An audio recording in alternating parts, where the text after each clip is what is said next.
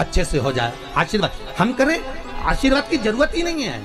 3 के भाग्य का धन हर व्यक्ति को मिलता है। पहला बहन बेटी के भाग्य का, दूसरा गौ माता के भाग्य का, तीसरा संत और ब्राह्मण के भाग्य का। अगर आपके घर में बहन बेटी आ रही है, आपके घर में बहनें आ रही हैं, आपके घर में बेटी ने जन्म लिया है, तो उसके भाग्य का धन तुमको जरूर मिलेगा। दूसरे नंबर पर गौ माता अगर तुम्हारे घर में है, या तुम गाय को 1 रोटी दे रहे हो, गौ माता की सेवा कर रहे हो, भले तुम्हारी गरीब परिस्थिति है, भले तुम्हारे पास में कुछ भी नहीं है, तो भी तुमने अगर गौ माता की सेवा करी है, गाय को 1 रोटी दी है, गाय को चारा दिया है, गाय की सेवा करिए, तो उसके भाग्य का धन तुमको जरूर मिलेगा।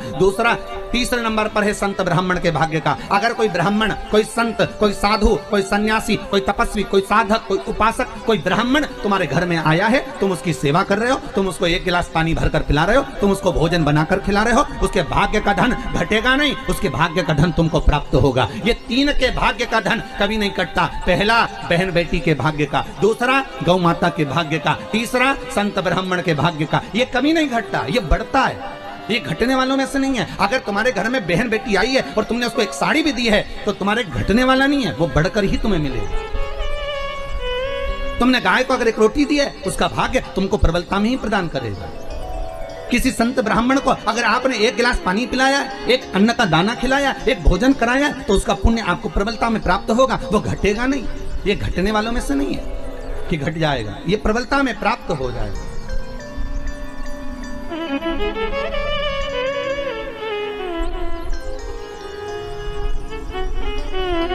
कई लोग कहते हैं भगवान ने कृपा करी, हमारे घर में तो बेटा हो गया, बेटी नहीं है। भगवान की कृपा थी कि बेटी नहीं है। हम कहते हैं किस्मत वाले नहीं हो, भाग्य बेकार है आपका अगर तुम्हारे घर में बेटी नहीं है।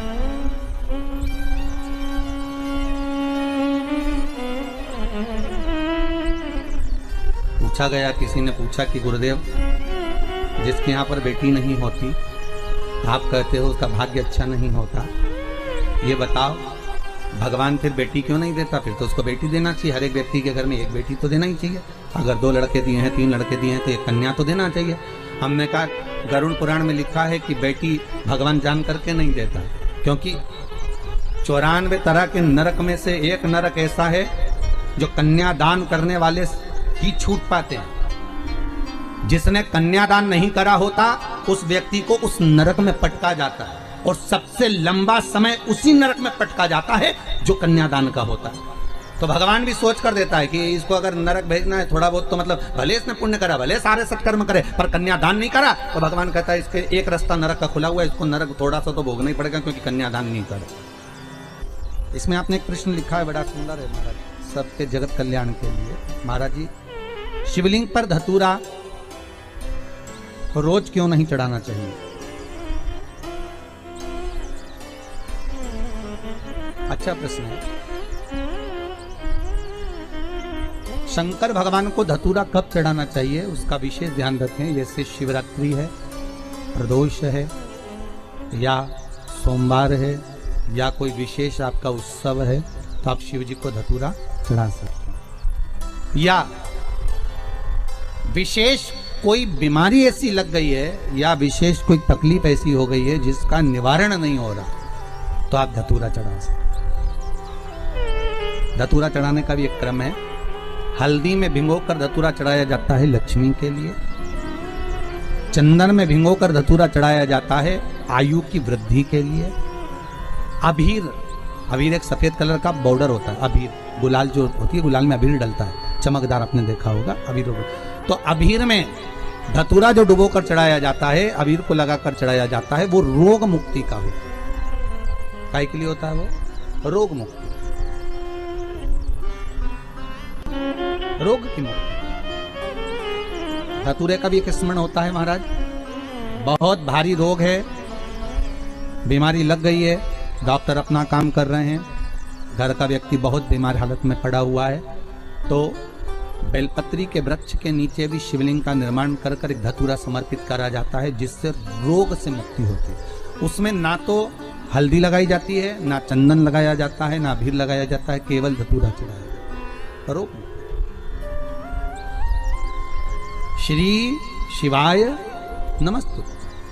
अहंकार से वंचित हो जाएगा, पर देवता पुत्र हैं और शंकर इनके पिता हैं। और आज देवता कर करें कि आपने विष पिया तो कौन सा बड़ा काम कर दिया। पार्वती जी की आंख में जल भर गया, आपके सामने अमृत का पात्र तक नहीं आया। देवता विष लेकर आ गए पर अमृत लेकर आपके सामने नहीं आए, और वो अमृत देवता खुद पी गए और आज आपके सामने आकर करें कि आपने करा क्या। पार्वती जी कहती है मैं जानती थी ये सब बात, इसलिए मैं आपको मौन कर रही थी, चुप कर रही थी कि मत पियो इस विष को, मत पियो इस विष को। संसार बड़ा विचित्र है, बड़ा विचित्र।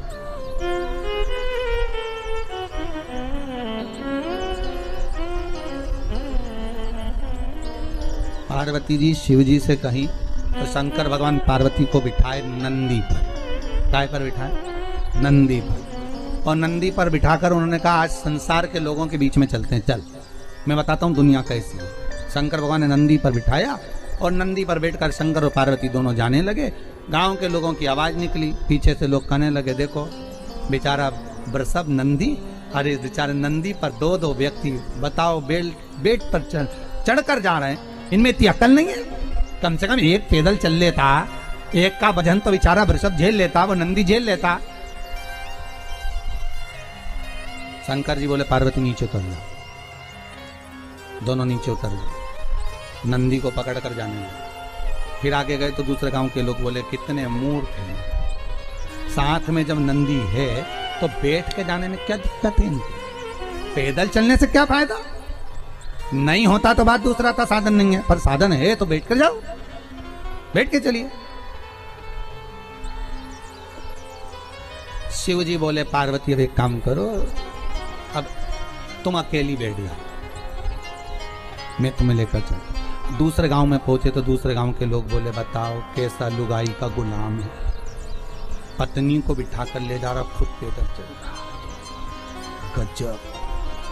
शंकर जी बोले पार्वती तुम नीचे उतर, अब हम बैठेंगे, तुम पैदल चलो।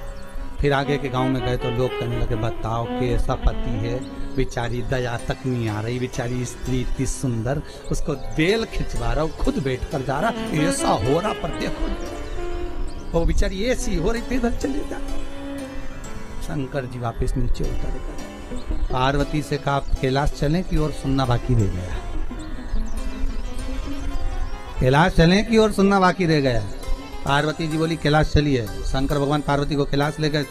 शिव जी बोले ये संसार सागर है पार्वती, अच्छा करोगे तो लोग टांग खींचेंगे, बुरा करोगे तो लोग टांग खींचेंगे, भजन करोगे तो लोग कह देंगे ये तो पागल हो गई, और नहीं करोगे तो लोग कह देंगे बताओ कहीं छाती पे बांध के ले जाएगी, जोड़ कर जाएगी। ये दुनिया के लोग हैं पार्वती, कहे बिना नहीं रह सकते, इसलिए क्या किसको रोइए, चादर तान के सोइए।